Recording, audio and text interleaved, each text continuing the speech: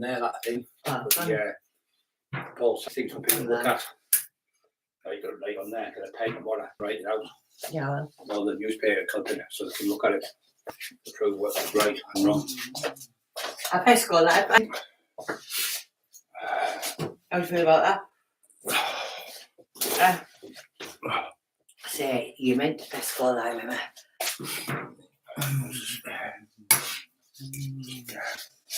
A bit runny. What?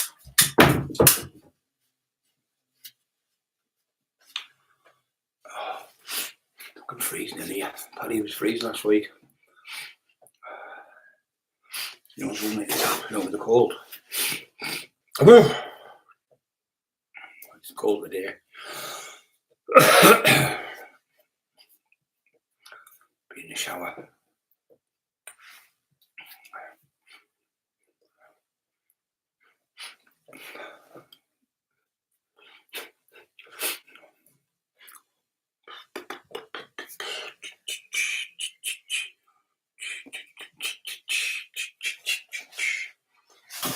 Is it that way? That way. Don't where I am, left or right, right or left, up and down.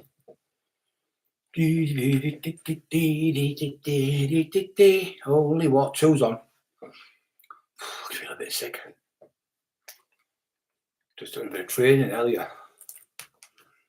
Jump the shower and you get boiled hot toilet and you're freezing cold sitting on the bed. And you know, playing with us, playing catch you with the ball with him.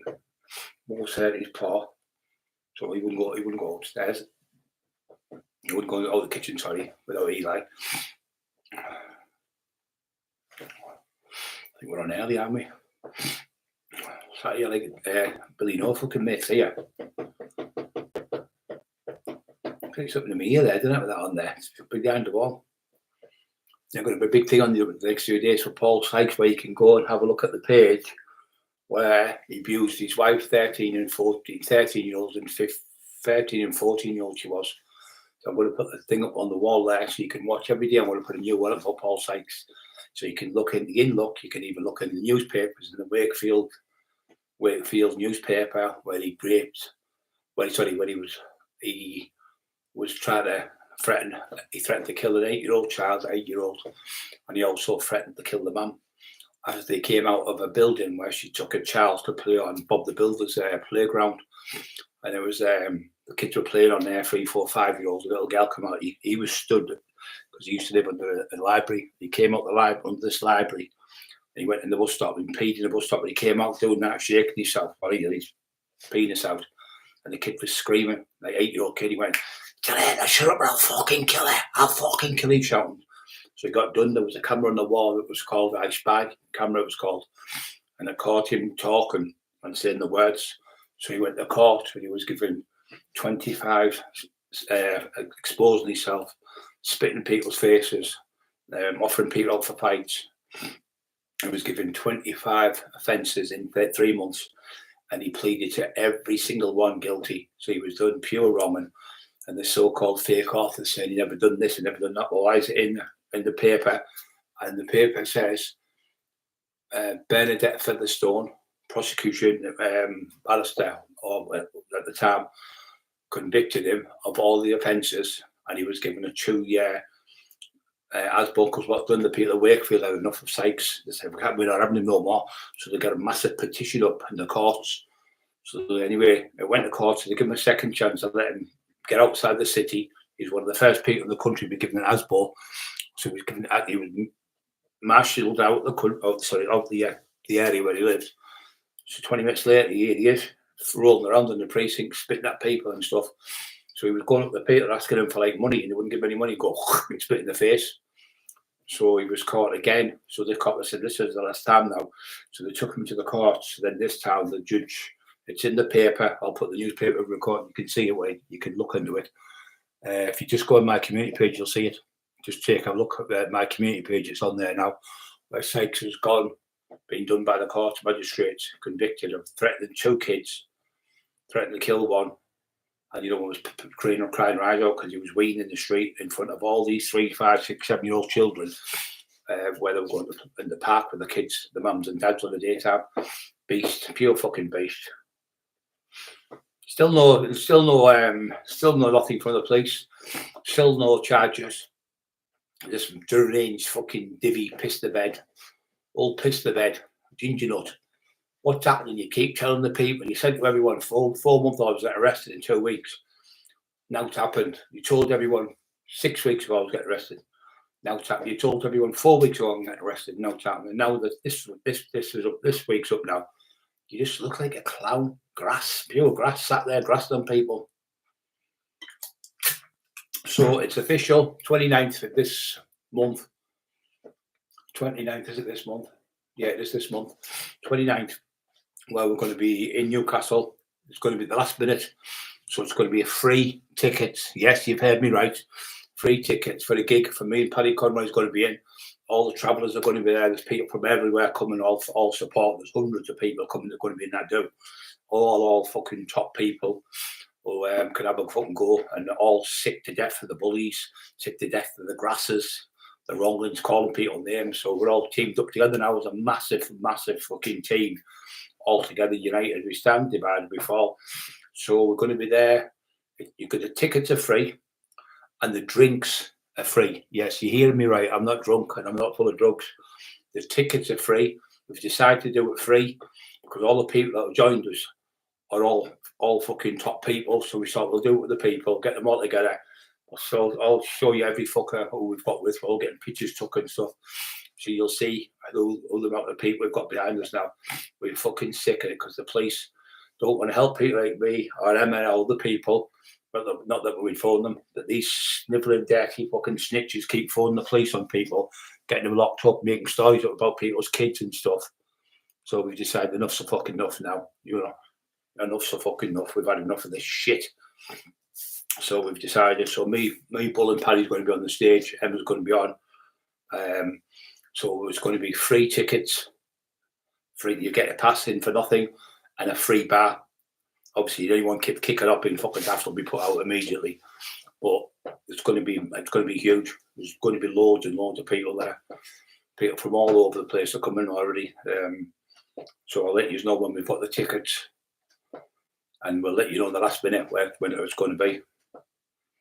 Don't like the old raves we used to have in the field. And then you go right field, Tommy Smith, such and such location. Everyone would go. And you'd be in there about 2 or 3 hours and expect the cops would come and raid the fucking field. Everyone had to keep everyone run out the field.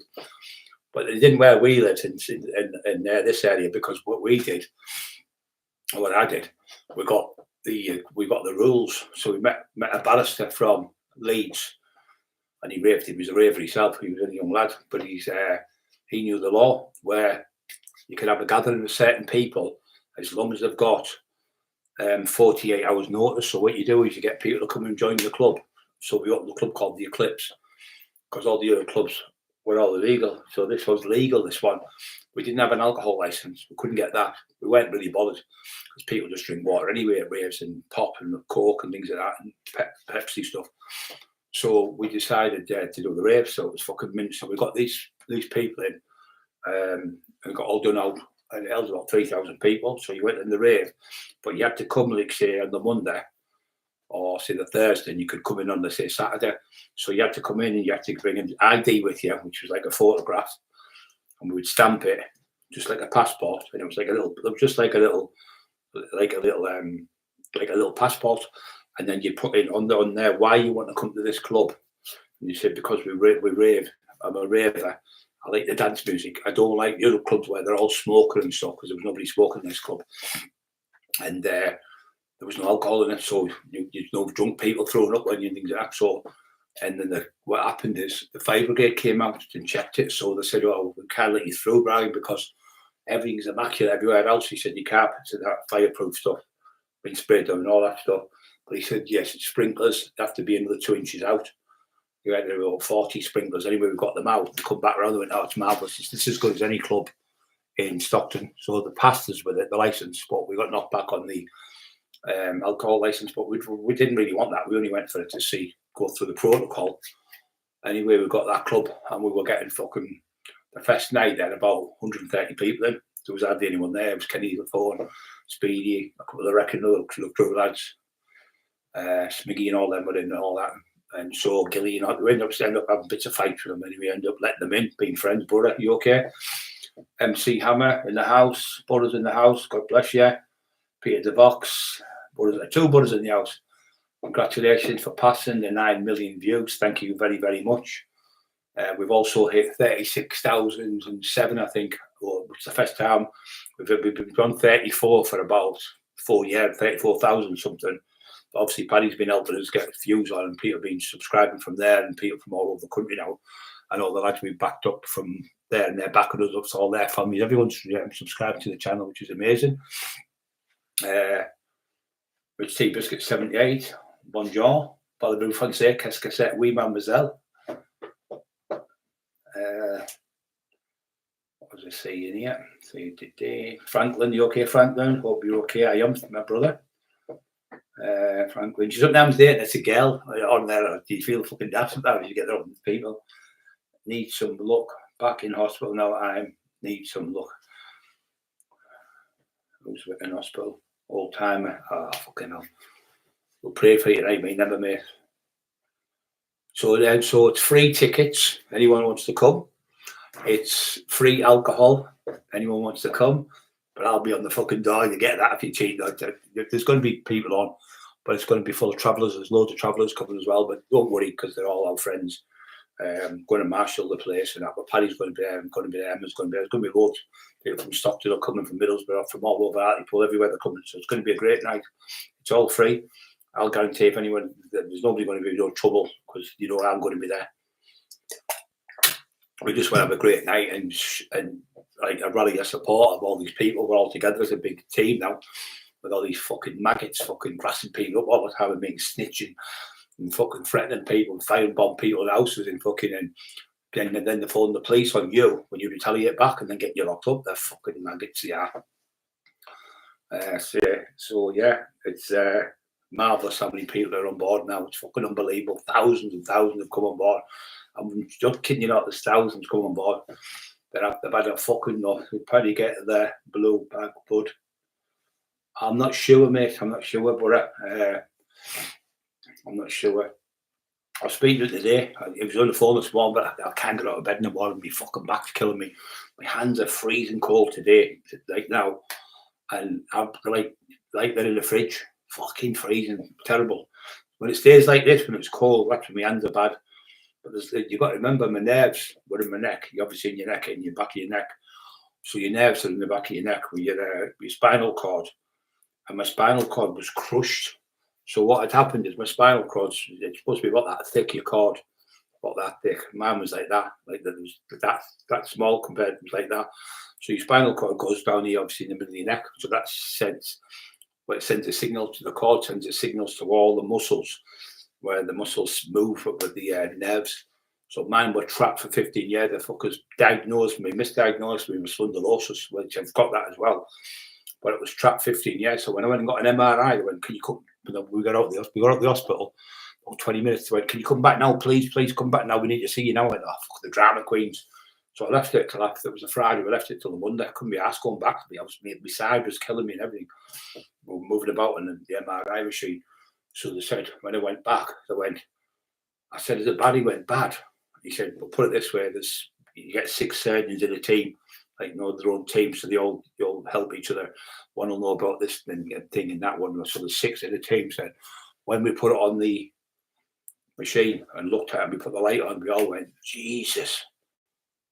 So it's not the good thing. He said, "I'm not joking." He said, "If you left it for another month or so, it would have severed." What was happening is my spinal cord was getting more and more calcified bone around it. So it was getting more tighter and tighter and tighter. It would have just severed my spinal cord. So if I'd ever went in that day, within a 2 or 3 months, one or 2 months, it would have just kept getting closed more and more and more. And it would have just severed from the neck. I'd have been paraplegic. So I was so fucking lucky to go in and get it done. So I had a over 7-hour operation it took. He said, "It's the longest one I've ever done." He said, "I've only seen it worse once." He said, and that was when somebody theirs was on a motorway crash. He said, "I don't know how you're walking and how you're squatting and training and bench pressing and stuff. It's beyond us. You can't work it out." So I said, "What's the chances of me fully repaired?" He went, I'm going to be quite honest with you, it's probably 50-50. Your chances are 50-50, but if you don't do it, you will be in a wheelchair for the rest of your life, or you will be a paraplegic in a bed. Like, remember him? Such Superman. So I thought, fuck it. So I thought 50-50, and it's been a coin. I thought, fuck it. So we goes in. I was dead up tempo and all that, then I went in the last minute and I was getting a bit like nervous, getting ready. I was thinking, well, fuck it up, this works. If I don't wake up and I'm in a fucking wheelchair and all that. Anyway, I woke up, said, you won't be able to walk for like so many months and all that. I went, so I was on the bed there, laid like that. So they brought me up from the bed because they couldn't wake me up for about 3 hours. They must have given me too much fucking anaesthetic. So Glenn Monaghan, you okay, brother? So they come up, Lee, man, you're talking. Tony, Glenn, old timer, yeah. Just some quick look. 1986 vote, freedom, reform, vote reform. I'm an artist, you okay, son? Watching Sharp Franklin, Peter's Vox, Protects Ended Well, UKIP, Frisco, old timer, Jack. So I'm laid on the bed and he said, oh, you won't walk. So I was like, anyway, I started falling asleep on the bed. Even though I had this I was asleep for 7 hours, you wake up after an operation, you're exhausted because there was, instead of just having two doctors on, they had 3 doctors. They had Dr. Krishna, he's the top one, he's about 75-year-old. Dr. Barter's about 72, and the other one was called Timmy. I can't remember, he was English, the other ones were like Asian, Pakistani lads. And then there was 3 nurses as well, like a male nurse and 2 female. So because I was 22, 23 stone, they couldn't fucking move me on the bed, so they had to pull me up. And when I come off, the pain was unreal. He said, it's because of us, like he said, inside your body now, it'll be black and purple and blue. Your muscles, it's going to take you a long time. You won't walk for maybe 2 or 3 months. So I got on the bed, I laid in the bed and they brought me up on this bed, put me in the corner. I fell asleep, woke back up, and then I heard a voice in my head saying, yeah, I got to walk. I was looking around, who the fuck is I seen these lads in the beds because they went in the bed. There was only 2 in the beds when I first went in the morning. And then I laid there and I thought, I said, these lads, get me up here. They went, no, we can't. You'll get in trouble. I said, get me up, fuck's sake. Got me up because somebody was saying, yeah, it must have been Jesus, I think. So I said, yeah, I'm going to fucking walk. Get up now. It took me about 40 minutes to get me off the bed. I was like doddering like that, shaking like fuck. Anyway, I got on the bed and I held her on the bed, like the sides of the bed, and I walk just a tiny, like half an inch every 20 seconds, something like a little inch moving, doing that. Anyway, I got to about 6 feet away from the bed. And Dr. Barty come in, what you doing? Get in the bed. And then the rest come running in like mad for me. I said, you said I wouldn't be able to walk. He said, yeah, you can walk now, get in the bed. He was like, that's with me. Then the next day I came back and fell back to sleep. And then Emma turned up. I was in a bad way, like, fucking hell. And that scumbag shithouse, scruffy little cunt was offering me out, wanting to fight me while I was completely disabled from the neck down. I couldn't move nothing. I couldn't even pick a straw up or nothing. I couldn't even drink. I had to hold the cup for me and drink with a straw. And he's going, I'll fight you, win, lose, or draw. I'll fight you anywhere. When I was in hospital bed, he thought I was going to be paralysed for the rest of my life, you see. So he thought he could bully me for the rest of my life. And when I got fit and offered him out, he fucking phoned the police on me. Tell everyone he's going to fight me, he's going to do this to me, he's going to box me, he's going to do this to the gym, he's going to meet me down the gym, going to punch my head off, he's going to dance around me, he's going to school me. And when I went, I'm fit enough to fight you, even though I'm not fit enough, I'd still destroy that scruffy cunt. And what did he do? Straight to the police, grassing me up again. Fucking dirty snitch. Greasy, dirty snitch, hiding in fucking police houses all over the North Yorkshire. Little snitch, known now. So anyone out there doing a book with him, pull away from him because he's now in trouble. He records everything you fucking say. And if you say anything about one of your friends or your family or anything like that, he blackmails you. And that's what him and his wife do. They blackmail you with the tape recorders they've got on you. Everything you tell them, they record everything and they keep everything. They're supposed to give you the recordings back to you. They don't.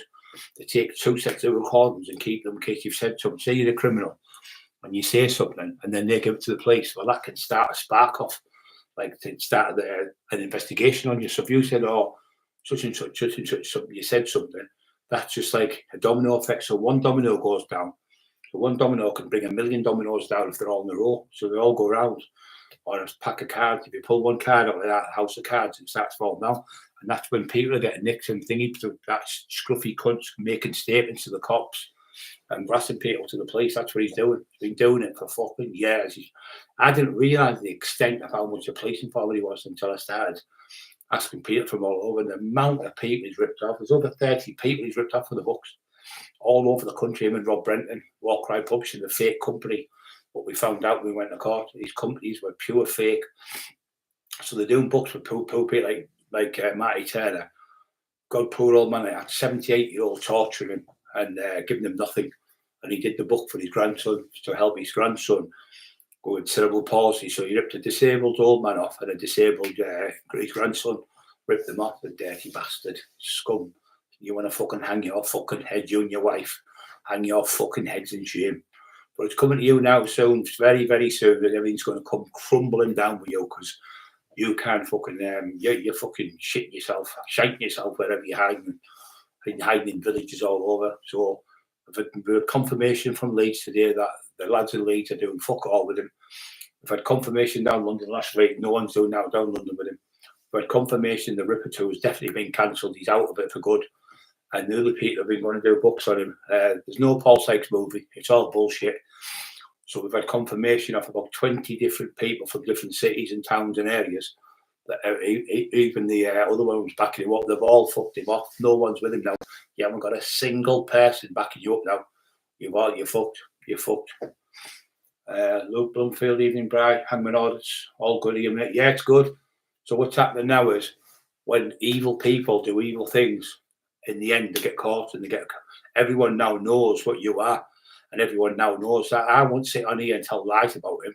Somebody says, oh, somebody said that about him, even if it was really detrimental to him. But it was lies. I wouldn't say it was. I would tell them, no, it's all bullshit. I wouldn't say. I only tell the truth. And that way you can't get yourself in trouble. You tell the truth all the time, you'll always set yourself free. When you start telling lies about people, making things up, people can see holes in it and say, wait a minute, you said that last time. He said to me, when you tell your stories, they're always the same. Well, they have to be always the same. If I said I had to fight with 4 people, knock 4 people out, then the next time I said I had to fight with 15 people, knock 15 out. Wait a minute, last time he said it was 4. So the stories have to be the same divvy. Grass, police informer. They have to be that little grass. Paddy, thanks Paddy for all the hard work he's done for us. And Bull's a lovely lad. Absolutely, proper old school. If you're going to die, he's one of the people, Bull, would never fucking leave your side. One of them in the trenches where you go. He'd stay with the gun at the end and let you get away. He's one of them type, and he'd stand there and fight fucking loads of Germans in the war and fucking he'd let you escape if he was fucked. He's old school. Paddy's one of Paddy's best friends. It's like family to Paddy. I've known Bull for a long, long time. Never heard no bad stories about Bull. Not a bad thing, but his game is fuck.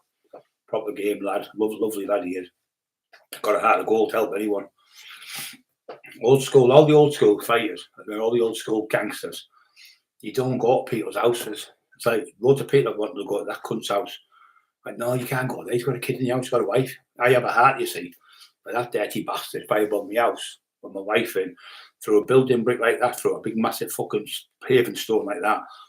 I missed Emma's head by about an inch and hit the concrete. Sorry, hit the wood floor and took a big chunk out of the wood floor. But he killed the stud elevator. And he put on with his fake accounts, I'll get my money back off that lad since it never worked. In other words, he wanted to kill her. Fucking animal. And he's got that Irish bull, that piece of shit from Ireland saying he's going to come over to England. It's smash Maria Howell's house up, pour petrol over the 3 kids' faces and set them alight and kill them. Kill the 3 little kids in the house. These fuckers, why aren't they getting arrested? I mean, Maria's got the right to get that cunt arrested. Nothing happens to him because he's another fucking police informer, another known snitch at Ireland. I mean, he's 29-year-old and he's in the house day and night, 7 days a week. He's been caught twice with he's been caught twice for heroin and fucking cannabis. He's unlicensed. Now, if you get caught licensed with anything, the least little tiny thing, if you shout at somebody in the street, if you have an altercation with somebody in the street, you get took back, the screws get told, the police get old. What happens is a probation officer tells the screws, and you get put back in the van, you get took back to jail where you're from, the police will take you. You get called, you're called back, it's called. So you're on bail, because say you get 3 years, you do maybe, I think it's 2/3, I think. So you do 2 year jail and you're out for like another year on bail conditions type of thing. It's the same thing as bail conditions. So you're unlicensed, that's the word, unlicensed. Now, if you break your license, any way, shape or form, even if you steal something from a shop, like a little shoplifter or anything like that, straight back to jail. There's no second chance or third or fourth. You get one and one only chance. Because there's loads of other people in jail wanting to be out, who right, good, been in there and being good on discipline type of thing. So they've been impeccable manners, so they want to be out. So somebody like him, he's been caught twice with drugs, and twice he's never even been fucking pulled back in. That tells me he's a progressor. Another one is he lives in his mum's house and he doesn't come out of his mum's house. What fucking 29-year-old kid, 30-year-old lad sits in his mum's house and doesn't come out of the house? Only at 1 or 2 or 3 the mum was knowing about, because you're a fucking wrong in you, bull. You're a fucking wrong in you fucking, just like your fucking mate. That scruffy little cunt who's got me locked up, making statements against people, grassing on people, fucking snitching on people, the low life cunts.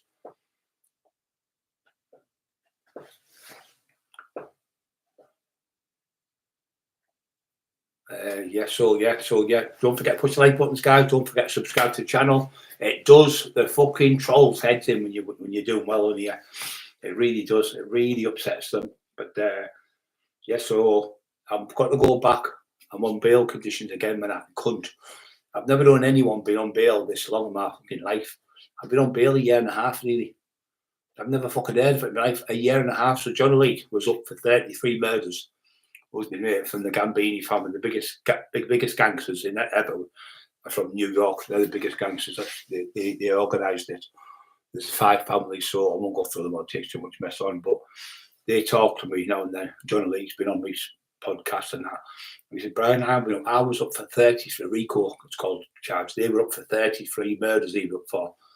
And he said, it took me less time to go for the fucking 33 murder charge than you've been. I've never heard of anyone being on bail for a malicious communication in my fucking life. He said, it's fucking unheard of. But it shows you that I'm not a dodge pot, and it shows you I'm the real deal. Because if I was a slippery, dirty, slow, low-life cunt, they would never have come. So they've been now. I've been arrested twice. I've been on the police station 5 times. They've had me in the police station for that low-life cunt. And he's had them at my house saying I'm breaking COVID rules. They've turned up and went, Stockton police. I went, yeah, what's the matter, officer? He said, we've had a phone call from Stokes, because what they do is, if you live, say you live in this area, which is Stockton, they will phone Stockton police, Stokesley police, because he lives in Stokes, that sniffs the grass. So they'll phone Stockton, so Stockton will come to your house, because it's 30 mile away, say 28 mile away where he lives.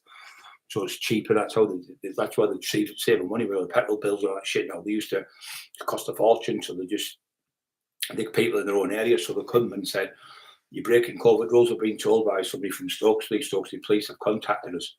I went, oh, I know who that is. So anyway, I said, do you want to come in? He said, I can't, because you'll be breaking rules. So I went out.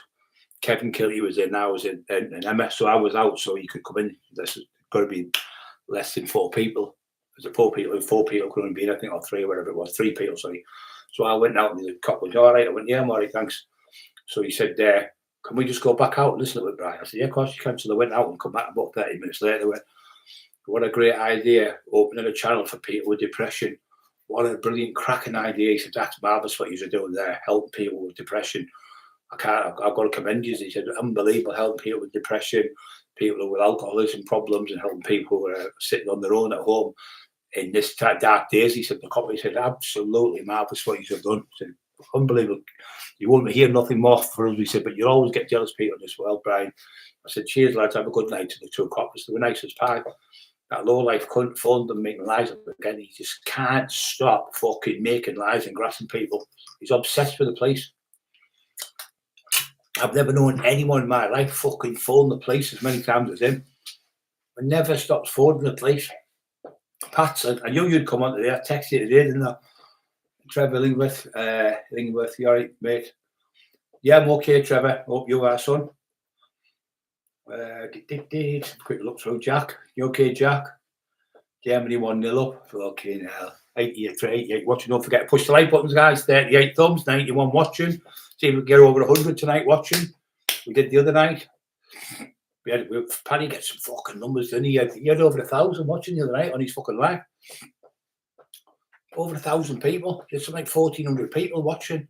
The most we've had is 650, I think. But we've done well because Paddy helped us out. He's a good lad, Paddy. You know, all that fucking shit. Called them a paedophile and nonce and rapist, all fucking pure lies, all pure shite, all made up from the other side. The dirty fucking wrong-uns. And if he was a wrong-un, everyone would know from the old days. Like if I was a wrong-un, people would know. They wouldn't fucking talk to you. They'd say, oh, he's a wrong-un. So it's only coming from the fucking low-life, fucking like you fucking rolling fucking rat, the leader of the gang, that scumbag piece of shit. Absolute piece of skinny fucking dying streaky fucking piece of piss he is. Him and his fucking gang and the other shithouses, the S gang, shithouses fucking run every time. They went to try and do it in they tried to go to Sunderland, the S gang, the fucking Winter Hill ones. They tried to go to Sunderland to take over Sunderland with Ernie. They had the biggest fucking shock of their life. Ernie was stood with about 60 people. And yet the two brothers from the Winter Hill gang ran like fuck sprint, like Usain Bolt through the fucking streets. They chased him from a rave club in Sunderland where Ernie run. That's his city in Sunderland. So he had all that, every fucking door in that area he had boxed off. He had all them thingy Ernie Buick. And they're coming, he went, come on, and the two brothers, and they both run like fuck. All the doormen that were there, I know, came to the rave later on and went, oh, Ernie's just offered to tool them out, and they ran like fuck up the street. So when I was at the night with, when I was with them, before I found out what they were, they had me conned for years, they had me conned. So anyway, when I was talking, I said, oh, we'll do one in there. We'll do one with Ernie. He went, oh, no, we're not allowed to go to Sunderland. I can go anywhere I want. Nobody stops me going anywhere. So they're not allowed in Sunderland, you see. That gang. Ones who call him Paddy. Went, Paddy, fucking go there. Sunderland, no problem. Ernie be over the moon to shake his hand, you know, same as me. Ernie's a good lad, like, proper fucking hard as fucking nails. Proper old school. He's the only person to beat Viv in the ring. One point in Viv was a fight, he could fight for fun. And he was I think he was one of the only people to beat Big Billy Robinson. He had about a 20-minute fight in the fucking near Gateshead, I think it was. They arranged a fight. Ernie went on his fucking own. There was about 40 of them in Gateshead. Ernie Buick went on his fucking own, parked the car and went in at a fight. And he beat Big Billy, God rest him. He's not bad, he's not a thing, he's just really poorly. If you're watching Billy, we love you, mate. He could fight for fun. He was a fucking governor in that area, no, the North East, Newcastle, where he was the governor up there for years. But Ernie was the governor of his area. I was the governor of this area. But yeah, fucking proper. But them proper fighters. Never had a problem with Big Billy. Never had a problem with Viv Graham. Never had a problem with fucking Ernie Buick.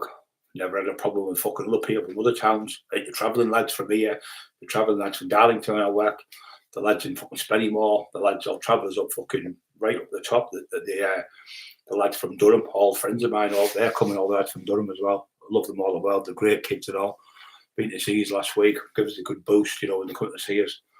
All fucking big lumps, fucking hell, it's been fucking massive compared to me now. I'm like that compared to them now.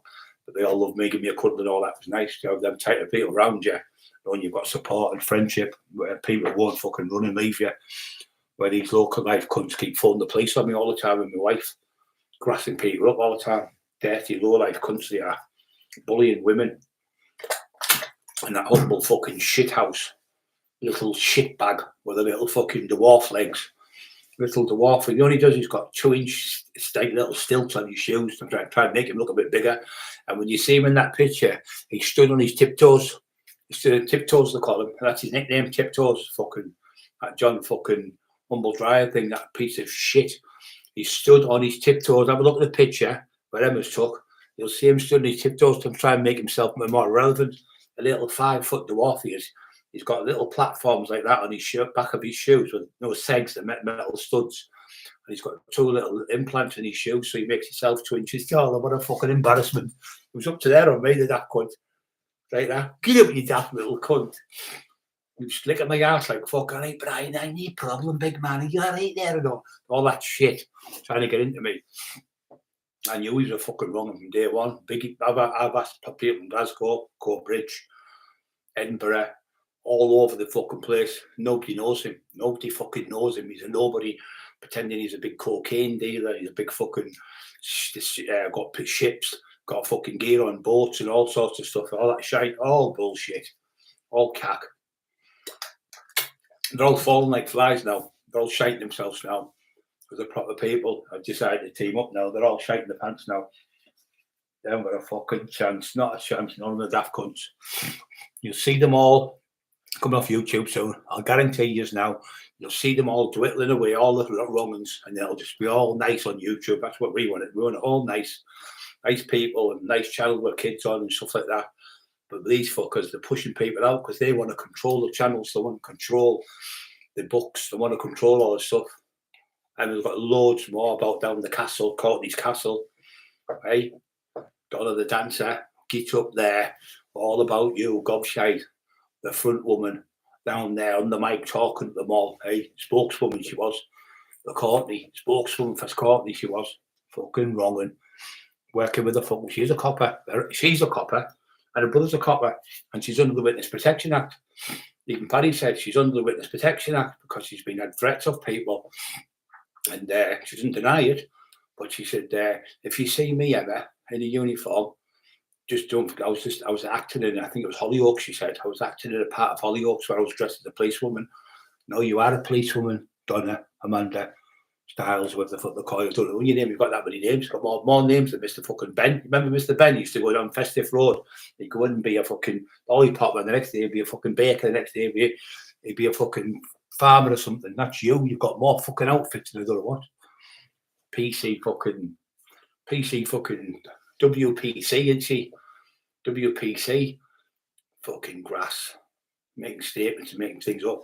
But what happened to your own brother? He's had to fuck off, hasn't he? He's under the witness protection and got away from you with the kids.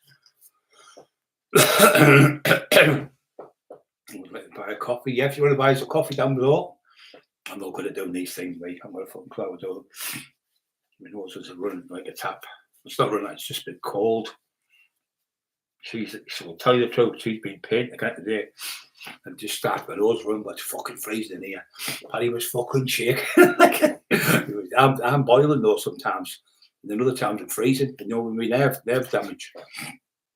Yeah, so you daft cunt, get it in the ring with me. Come on, you said you want to fight me in the ring. Let's get it in the ring. Let's do it for charity. Put all the money in for charity. I'll knock you out in about 10 seconds, you daft cunt. You won't even turn up. You're a fucking pile of piss. Shitbag.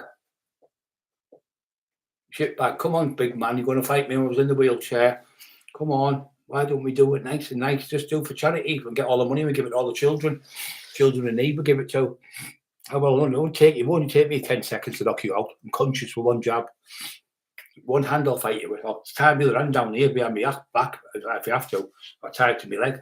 I'll jab the fucking head off you in 2 seconds. Your head would come rolling off. Big ginger fucking head would come off like it's been hit with a guillotine. You're a fucking clown. Never had a fight in your life, you shitbag. The fucking runner, runs like fuck. You can't have to run for a fat fuck.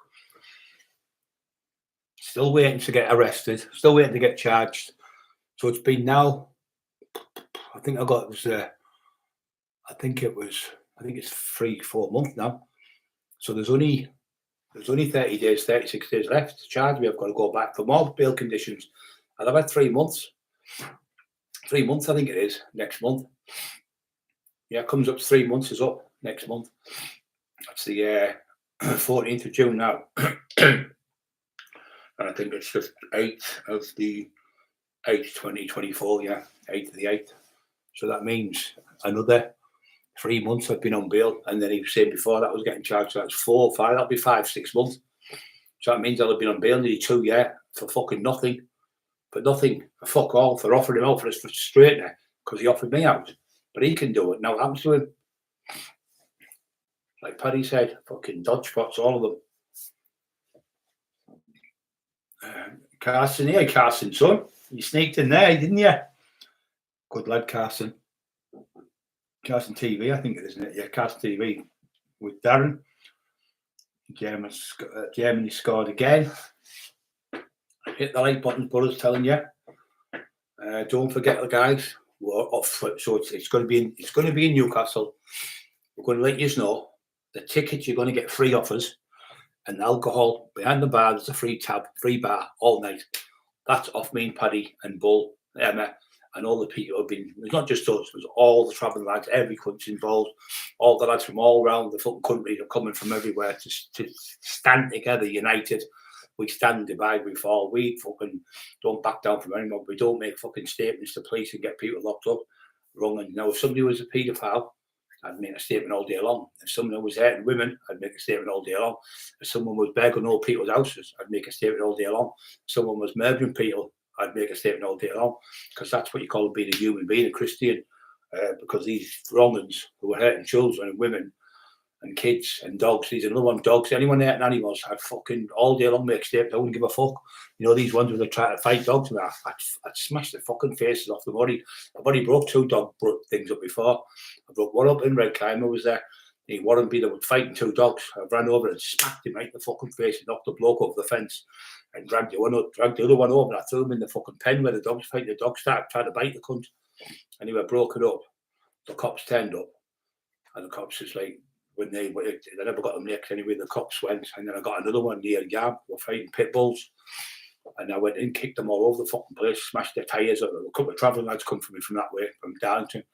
They love animals, these 2 lads, and anyway, they come with us, and we smashed all the car windows and everything. Dirty bastards, having 2 dumb animals fighting. What they do, you know, they get like a little dog who can't fight, just a little mongrel dog, dead weak. They'll put it in with a big massive pit bull and it rips it to pieces, but that gives it more, it's called baiting. I said, baiting, you fucking animals. So they have a little dog, gets ripped to pieces, so that gives that dog more bottle to fight another dog, like, you fucking dirty bastards, I hate it. I want jailing for life. And these are the ones, if you listen to me now and listen good, if you's fucking out there and you've got animals and you can't afford to feed them, phone up the police, 999, phone up the fucking 999 with the fuck it's called, phone up the fucking RSPCA. They will gladly take the dogs off you. Don't put them in a fucking river and drown them. Don't put them in a plastic bag and suffocate them. Give them a fucking chance. Give them a chance. Give them the RSPCA. They will take them in. They don't destroy any dogs unless they're poorly. And if you've got a dog there and it's caught, like a female one, and you can't look after it at the moment, you can get the dog took off you, give it to the RSPCA, and then they'll give you the dog back, and then they'll give all the little puppies that are born all get a chance to go into another home. You might be 8 weeks, it gives you an 8-week break, and then the dog, all the pups are given to homes, forever homes, to love by little kids and that. You know, why the fuck would you want to kill an animal when you can give them away free on 999 for phone call? I can't afford to feed the dog. I've lost me. I'm not working. Fell up my parents. I've got mental health. Whatever you've got, don't be ashamed and phone up saying I can't look after the dog. There's no shame in that whatsoever. The shame is you if you let the dog die. That little dog or the little cat or kitten, it could be given to a home where it could be loved for the rest of its life, and it'd be living with somebody like Paddy who loves animals, or myself, like Emma. It's terrible what people do with their animals. I hate to see it. I see dogs skinny as fuck, don't you? What makes me balk. Pat's brother, Shadow, is one funny fella. I've never met the lad, and there's people saying this about him and that. I don't really know the kid, you know, but I've never met the kid, you know, but he's got his version of what happened. The girl's got her version. So I don't fucking know, tell you the truth.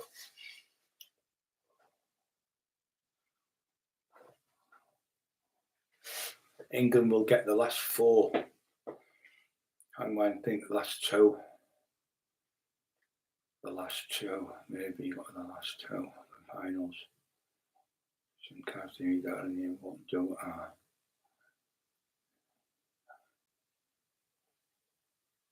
Carson, Darren will do, or Brian will do a live TV with Darren. He'll do a live TV. Possible. Yeah, it's nice to be nice to people. It's nice. Yeah, I know, mate. Well, 5 years ago, Dicky Ding Dong was shouting his fucking big mouth, and Darren G was, but I was all right then 5-6 years ago. So I went, right, big clever cunt. Come on, Mr. Big Man, big mouth. Come on, big mouth. I'll fight you now. I'll come in a taxi. I'll meet you on the tarmac, and I'll fucking pulverize you in about 30 seconds. So he did a video about me. He said it was the 5 hardest men in Britain of all time. He put me number 1. And for the people, he said Brian Cockerill was the hardest man ever. Tax man, he was too big and too strong, and his punches would just pull. punch holes in you. So he did a video about me talking about it, that'd be good. But obviously when he met the little fucking rat with the ginger hair, the fake author, he was telling them loads of lies about what I was saying about. I never called Dick Healy until I found out what he was. So I never called him. But when I found out, obviously I couldn't. He wanted me to support him, so I said, "Yeah, I'll help you, mate." And then I found out he was a wrong, and I walked away from him. But I was helping him at the time. But yeah, he was a wrong, and but I offered him out, and he phones the fucking police. If you go on me shorts on me, not the lives, on the shorts, you'll see where he phones the police on me. And he goes, "I just want to report Brian." Who is it, Dave? I'm phoning Brian Cockerill. And he goes, "Yeah," and the police phone. He says, "Oh, phone me back then," and blah blah blah. But he's phoned the police. Brian Cockerill, I want to report him. He says, "Grassing me up the fucking police." Well, but that's when I could have a fight then. See, my hands are fucked now, but I can still get them up. I can still throw punches, but I'm nowhere near like I was. But I wouldn't beat him now because my hands are fucked and my balance. But I'd still destroy that gingy little cunt with a big mouth, the fake off there in 2 seconds.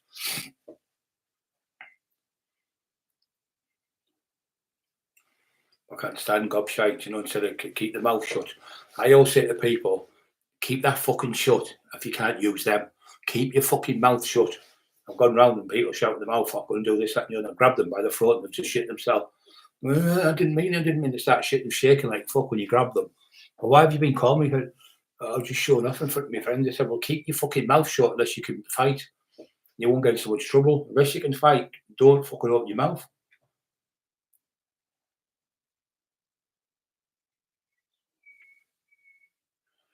Yeah, Carson, mate. I have a followers, Brian. Yes. Thank you very much, brother. You're welcome anytime, Carson. You're always welcome. Anyone's welcome. Like I said to you, if I can help anyone in this world, if I can help one person, helping one person's great. But then I say to that person, can you go and help somebody else and pay it on? And pay it on. If you keep paying it on, the next person, in the way I look at it, one day everyone's going to be helping each other. But sadly, there's so many people are just selfish fuckers. They're not interested in helping other people. They just want to help themselves, that's why the world's the way it is. There's so many horrible people. Old school from Brian and Paddy. Yeah, it's good laugh without Paddy on. His laugh makes everyone laugh, doesn't it? We've both got two unique laughs there, people say. So the both used together are really funny. Oh, still running. Yeah, Peyton, she's been painting for 4 fucking weeks. My eyes started ringing because he's been painting down here, not in here. In the passage, she's obviously coming under the door, the smell. It's been painting, bless her. Oh, it kills my eyes. I have to upstairs with the window shut. Sorry, the window open and the door shut, and I have to put a towel across the door at the bottom because the smell comes under. It fucking kills me. Especially the thick, the paint which got for oil in. That's the worst one. Fucking kills my eyes. We taking the town. Yeah, we're taking the town back. It's coming back. It's coming back. It's coming back. Yeah, we're going back to Newcastle. It'll be a great night for everyone. It will be. Be no trouble. Fuck all. I'll just be all cushy. Got some massive lads in there. Any trouble, they'll sort it out. Def.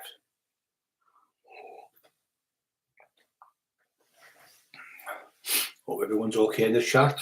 Hope you're okay. Keeping well. You remember, if you think negative, you're going to act negative. If you think positive, you're going to act positive. If you're feeling down, watch something that'll make you feel better. Go with the dogs. Go and see your mum. Go and see your dad. You haven't seen him for ages.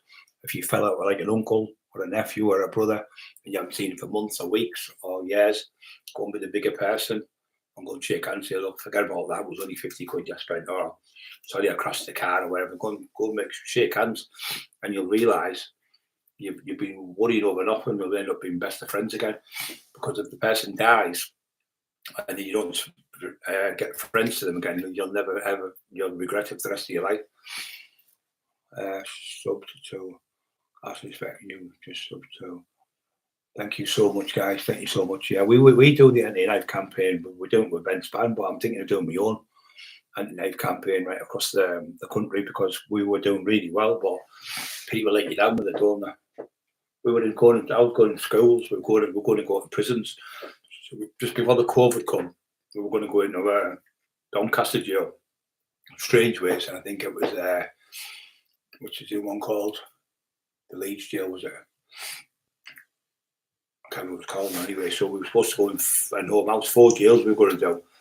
And that silly cunt, the author, I'm going into 4 different jails, look everything I do. So he went to the prison in home house and he stood there, and what the screw he was talking to him was my niece's, not my niece's, my cousin, sorry, old Margaret's husband. He's the top screw in one of the top screws, he's the security one. So I asked him, I said, what were they there for? He went, oh, they were just asking how you get in. So he's pretending. He's going, I've just been talking to screws. We've got a visit. We're going to be doing talks in the jail. No, just copying off me.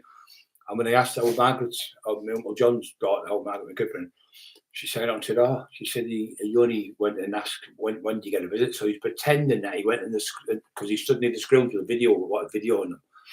And he pretended that he was going to the prison. What a fucking phony you are. Here was the Paul Sykes movie. It's all shite. 9 fucking years you've been talking about making it. It's all shite. You haven't got a pot to piss in. You haven't got a penny. You haven't got a car. You can't even drive. You can't do nothing. You're a crank. You're off your fucking tits 7 days a week and 7 nights. As soon as you wake up, it's gabapentin or fucking, what's the other one's called? Fucking pre-gabs or fucking Subutex. He loves them all day long, popping them. And that's why you see him dripping in sweat when he does his lives. I mean, he's on that live going, I've got my friends, the authorities. I've got my friends, the police. The police are helping me put Cockerill away for 25 years. Rather the fucking twist that he wouldn't even get that for murder. Never mind malicious communication. He's fucking mental.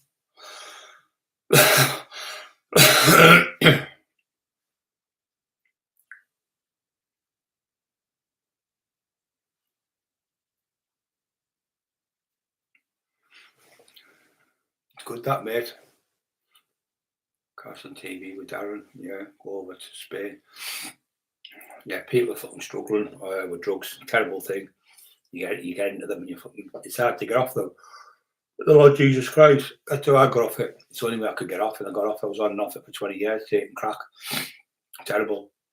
And he's saying, oh, I've never sniffed coke. I've sniffed coke once in my life. It just makes all my eyes go red and everything, so I can't sniff the fucking thing. It just irritates me. So I used to smoke crack instead. So I've never taken coke for 20 odd years. I only ever took it at the raves a few times. It just made me fucking, like, go dizzy a bit and stuff. It wasn't for me. It wasn't my drug. So I used to smoke it, but I've never smoked crack. Now, coming up on the 22nd of September, I've been off the crack 5 years. And that daft cunt was trying to get me on it. I'd only been off it 2 days. I'd been off it. And I went to his house. He's going, I'll get you an eighth. And I went, I don't want a fucking eighth of gear. I don't want this. He said, I'll get you a team. We'll share it together. All he wanted me to do was go on it so he could sit with me smoking it. So when he was paranoid and he wouldn't come to his door, he'd have me at his door. I think I'm fucking stupid. Only took me a couple of weeks to realise where he was. Fucking slink.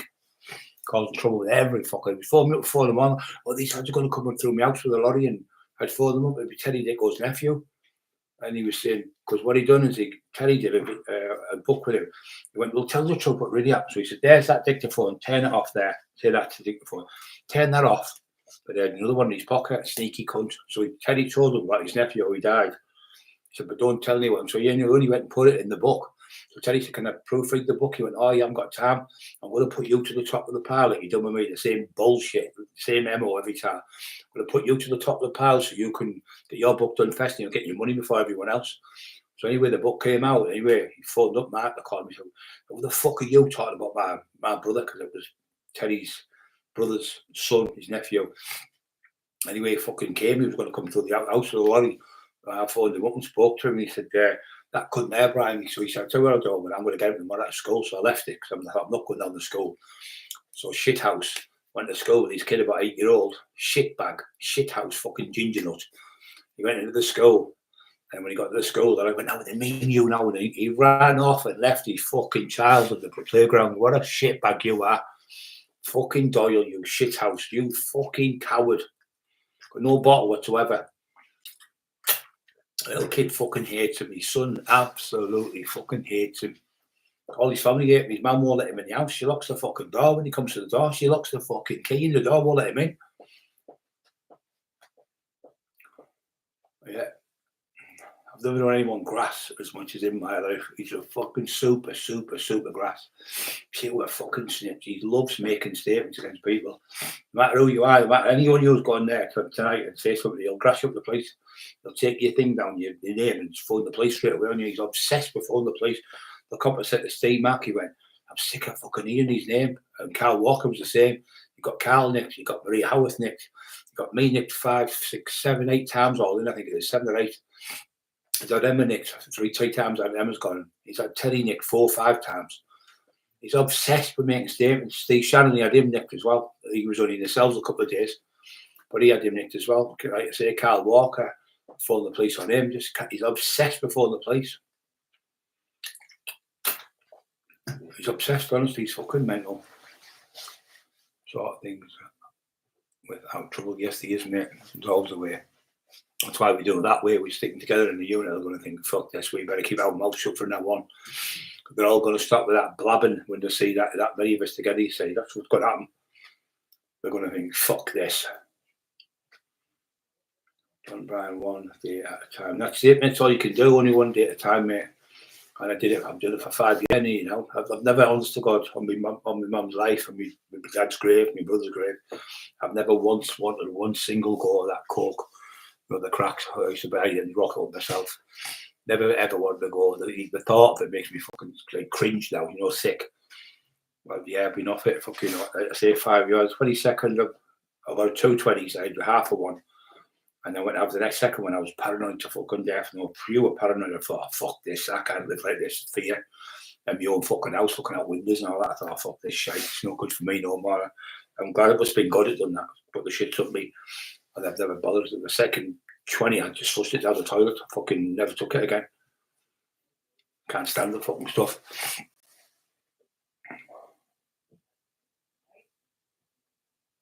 Yeah.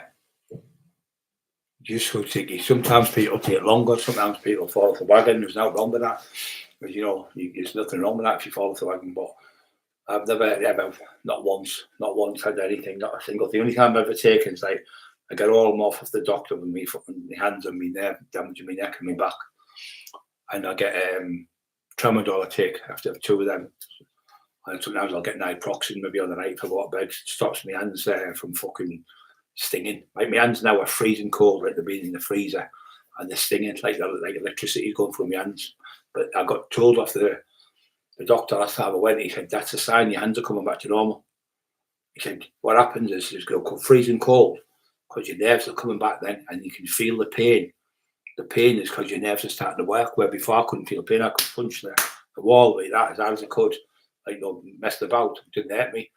So now I'm starting to feel the pain in my hands. So he said, that's a sign your nerves. He did say it's coming up for 3 years since I've had the op. So Dr. Bartley said, you're talking maybe 3 years, maybe a little bit longer. He said, Brian, before you might get your hands back. He said, because it takes 3 years to rejuvenate your nerves. He said, they're the hardest things to grow back. Tendons and ligaments and muscles and all that grow back a lot quicker. But your nerve damage is the worst thing to grow back. You're talking 3 years, so it's coming up for 3 years in about 6 months' time. So when I read up, when I phoned up, and then I read up and I went to the doctor, he said, well, that stinging now means the nerves are sending signals to your hand, and that's why your hands are, I mean, they're still moving now, but they're really sore. But he said, yeah, but that's the sign of the nerves will come back. That's why your hands are sore, because before you had no feelings in your hands. So it's a good thing, he said. Emma was on about the other night. Channel 27, Scotland are terrible tonight, very bad. Oh, fucking I could play better. I fucking can hardly walk. Fucking useless hand there. Scott McTominay, he's about the only one who plays any decent for them. Poor fucking Scotland. It used to be great here. Joe Jordan, Gordon McQueen, was it not Ian Russell, was that they had?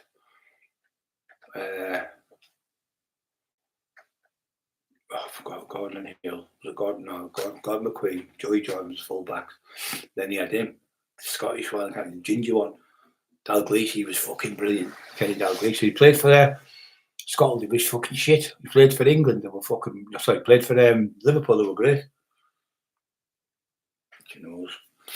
Yeah, suffer heart failure due to stress, anxiety, controls, oxygen levels, and 6 stone of fluid drained out 2 years ago. Fucking nightmare, mate. As long as you look after yourselves now, I'm always here for you, know that. 56 thumbs up, 117 watching. I hope everyone's okay in the chat. As the new people are coming into the chat, yes, we've lost the plot. Me and Paddy and Bull, we've decided in Emma, we're going to give you free tickets to come to the do and a free bar. Yes, I'm not back on the crack. It's a free bar. It's going to be in Newcastle. The location will be given to you maybe a couple of hours before, 2 or 3 hours before, in case they try and crash it with these fucking Sonic Lodge fuckers try and close the place down. So we're going to do it like that. Like the old school raves, when they used to say, right, location will be given you at a certain time and everyone got the phone. So there'd be 50 people with that one, 50 with that, and obviously, boom, they'd all drive to the location and be in the rave. They get about 4 or 5 hours in, the cops would shut it down. But I said when they had the eclipse, we had it, it was great. You walked in, you got paid on the left. On the right, there was a big room. You could have a drink and everything. There was a bar there, which is obviously there was no alcohol.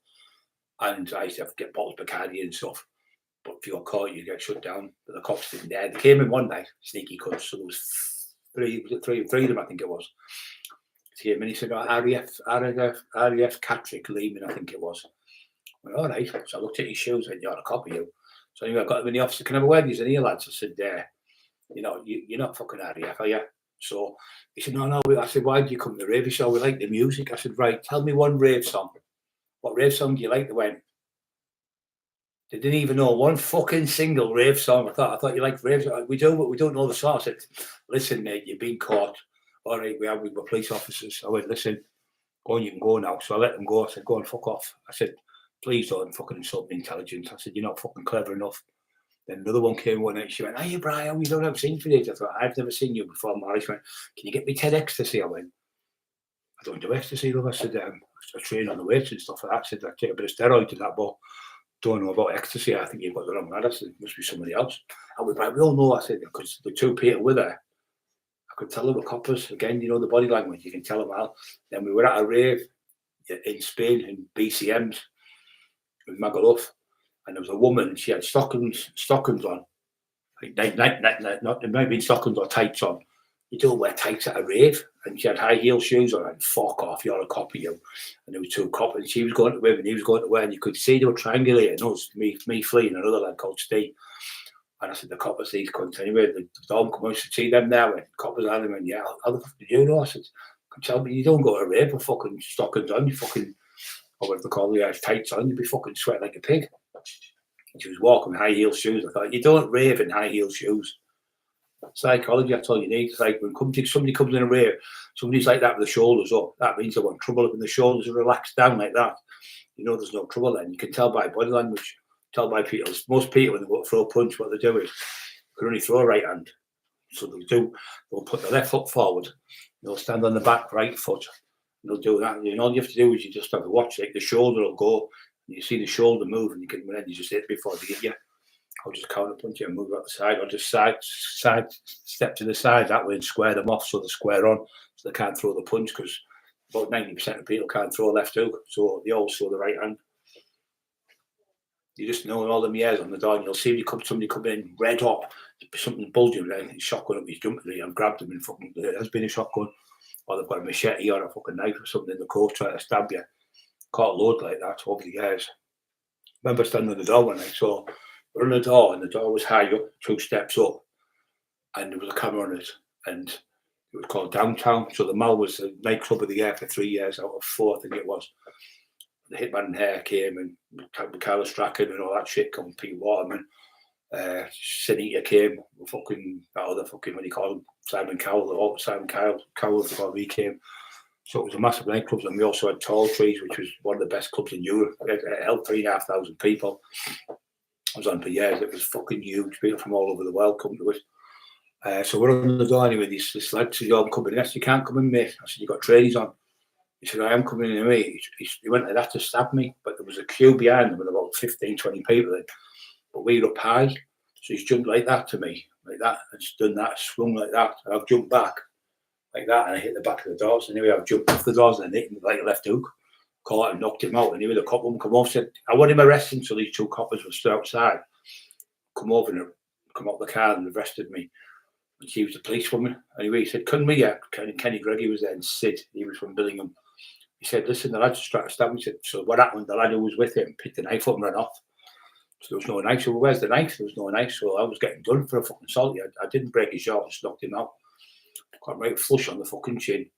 Anyway, she says, oh, so she went upstairs. She come back down. She went, I'm really, really sorry. She said, I thought you, she said, I've seen when he's done that, slowed it down and you've seen the flash of the knife, you know, like a steel knife, you can see it.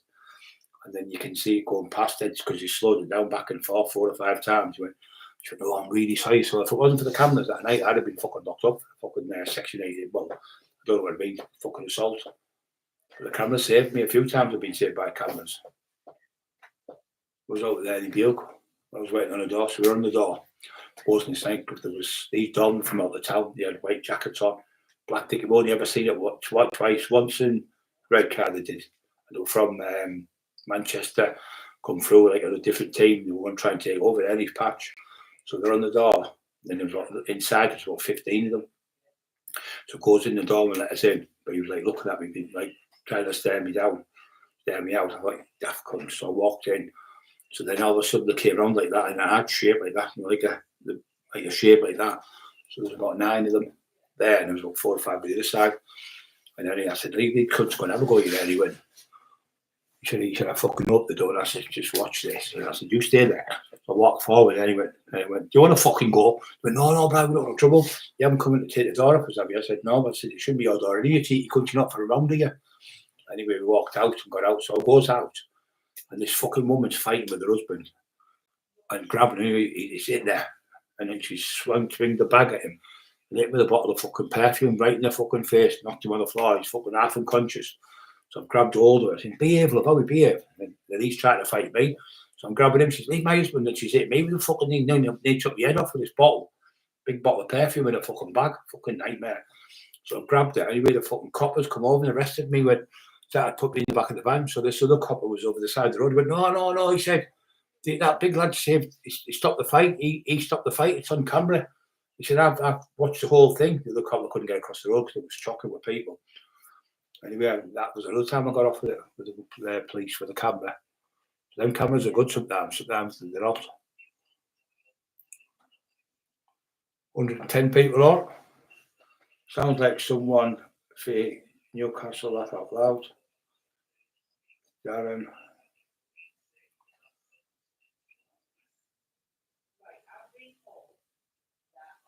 They're not bought King Kenny.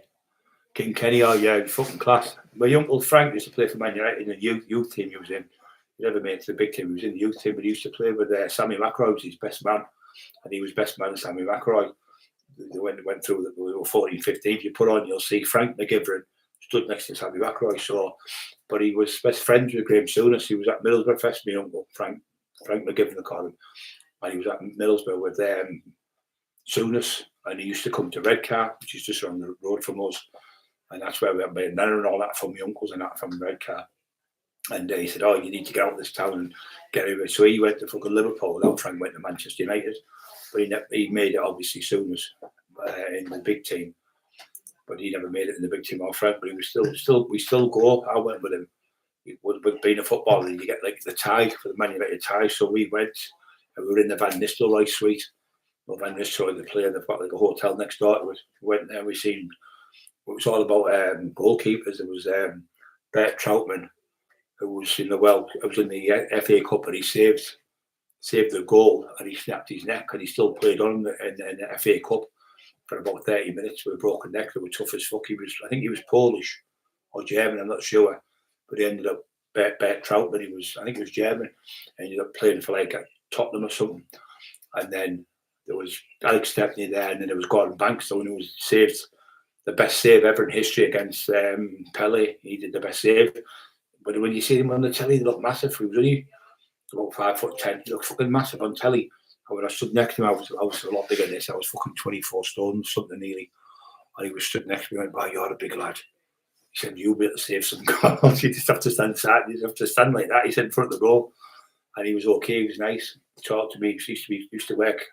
He used to be a coal man, he said. He was telling me about he was a coal man.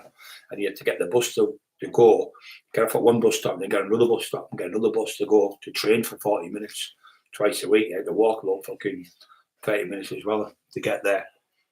With,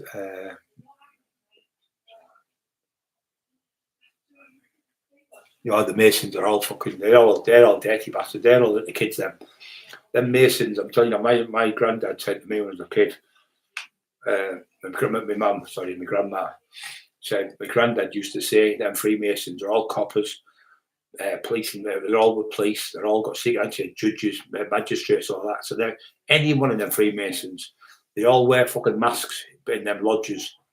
Because I was talking to John Wedge, who was a copper, and he was a copper, the first copper I've ever talked to, because he was in the Met, and he found out the Met police officer, the main one, was the fucking paedophile, and they're all the fucking devil worship stuff and all that. So he fucking outed them all and got them all, nicked loads of them. So he come and told the story on my channel about the police and what they were doing down there, and it was fucking amazing. He was telling me what they're doing. That's how I knew what the Freemasons. He was telling me the score, but he was an ex-copper, but they tried to fucking they tried to kill him and everything. These stories, man, amazing.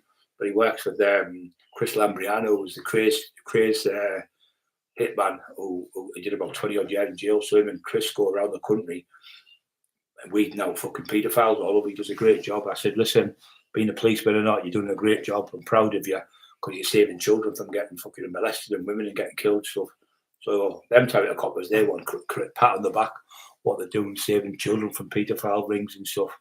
It's fucking terrible when you find it. Makes you fucking go cold inside. You feel horrible about the dirty bastards, what they do to children. But most of these fuckers that are on here now, all laughing about kids and that, they're that daft cunt, the fake author, laughing at 13, 14-year-old little girls being raped by Paul Sykes, laughing at them, laughing at young boys being raped in the parks and that, like kids. They're definitely fucking wrong. Like anyone laughing about children, definitely stick in the fucking head. Sick cunts. Creepy Craig. So if you notice, where all the shit houses are all coming, Creepy Craig's come on. I'm really sorry, I didn't know the extent of what these people were. They're all starting to shite themselves well because we're all getting together now. The team's getting together, and all the khaki asses, the shitty asses, the ones in that club, and when Paddy went out, they were all, I don't want him to come in here, and I don't want to do this. He went in, Buff told them straight, oh yeah, let Paddy come in, and Shadow come in. But they're going to do all sorts of Shadow. They're going to do this, do that. And they did fuck all when Paddy got there with the lads and that. Shit themselves.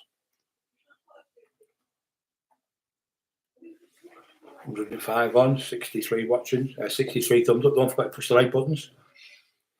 All-time casting TV. Hit the like buttons, guys. Brother's telling you.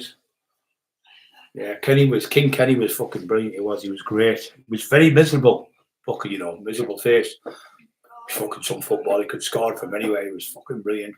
And then I actually seen, tell you I did see, it was a privilege to see, when I was in jail, I was finishing up in a place called Wealdstone in Wakefield, where it's just near there.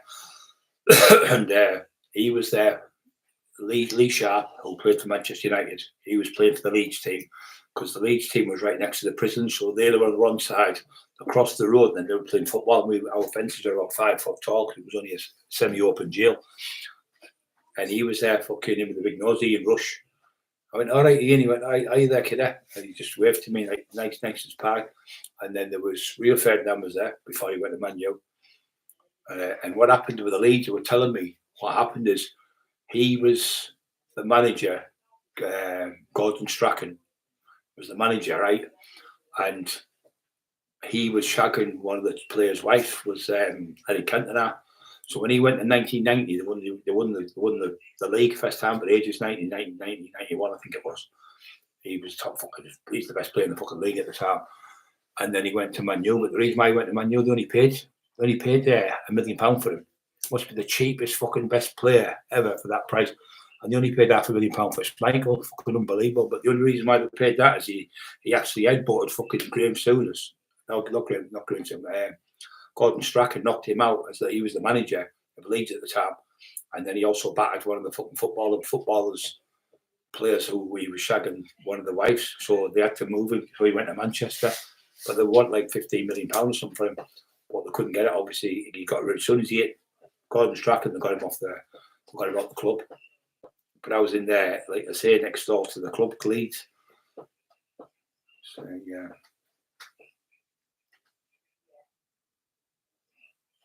Jill Hines, just remember from off the TV box. A day, Kenny. BCM massive. BCM's massive, fucking huge, massive place. Massive. We were fighting with all the fucking Spanish there, us. We were in fucking, we goes there, we get there, and we're on the bus. And we're on the bus getting there, and I was looking on the bus, I always notice things, me. So I said to the lad, I was about 30 at the time, I think 28. So I get to one passport, we're going there. Get on this fucking bus, all of a sudden, I'm driving along, it's about 10 o'clock at night or something. About 9 o'clock at night. I'm on the bus, I went, have you noticed on the bus? He went, what? What do you see? He went, people. I said, yeah, go on. What do you see? Look past the people, what do you see? I don't understand you. I said, we the fucking youngest people on the fucking bus. We're at the Jordan thingy them, what do you call it? Where? Oh, the yoki cookie. He went, oh my fucking God, you're right. They're all about 80-odd-year-old. He went, I never noticed. He said, fucking hell, just you to notice now. I said, we're going to the fucking grandma's hip. They always pull the dress up, don't they? Them old women, and they're dancing. Yeah, the old women at the parties and that. They all sit and lift the dresses up, don't they? I mean, well, I don't want to fucking see what you've got up there. So they're in there, oh, the yoki cookie coat. They start doing all that fucking stuff. I'm thinking, when you said this, he said, you and your fucking mouth. So we went outside. So anyway, we went to bed early, got up, and then fucking Germans pinched all the towels. I just went, fuck yeah, throw all the towels in the fucking, I threw all the towels in the swimming pool. About 30 towels were all Germans. Look, they're fucking raging. I said it was a young kid. Young kid come in and blame the kid. Fucking funny as. So we goes out on the night. So we're down the town. I was fucking huge. I went in this gym and I bench six plates each end on a bench press. And he went, you crazy bull strength. So anyway, fucking, I was doing dumbbells, 100 key dumbbell curls on each hand. It was fucking strong. You very strong, man. Shit. So it goes the night. So the Germans had teamed up with the Spanish. They were all best of friends there. There's loads of people lived there. So we go to this nightclub. So we go down the stairs and it was like a big light down the steps. It was fucking chocker. Goes in anyway. Next minute, the one say, what you got for knife for? I went, I haven't got a fucking knife. What you on about? Next minute, they had fucking sticks. They were going to bash us. They tried to have a fight with us. They had these white sticks. They were like around the sides of the fucking outside the building. So anyway, he tried to hit me. I sort of punched him and knocked him down the fucking stairs.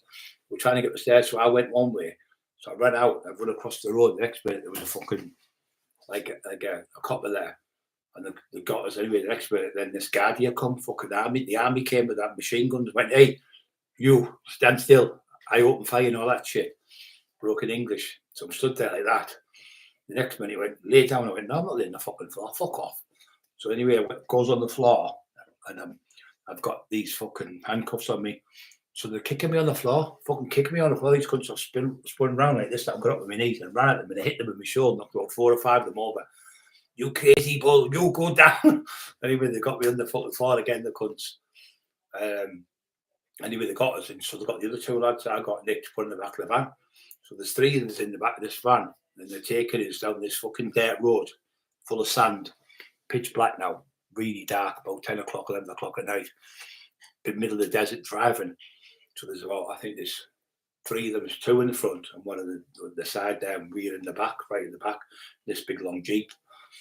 I went, right, pulled up, brake off, got out, got on the back, I went out, you must have gone for a pee.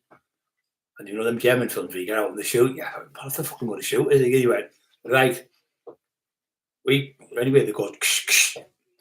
Turn round now, and turn round, they've got the machine guns on us, 2 of them like that. And I went, oh, what the fuck you doing? He went, you've been very bad, no bad cardi Coca-Cola. We played anyway. Next minute, went like that, and they just went that, put the thing in the air. Oh, fucking shit myself anyway. They went, we play a big trick, we play a big joke on you. What's a fucking joke? Fucking hell. Stood there with the fucking machine guns on us, and being flea. The young kid who was with us called Steve shit himself.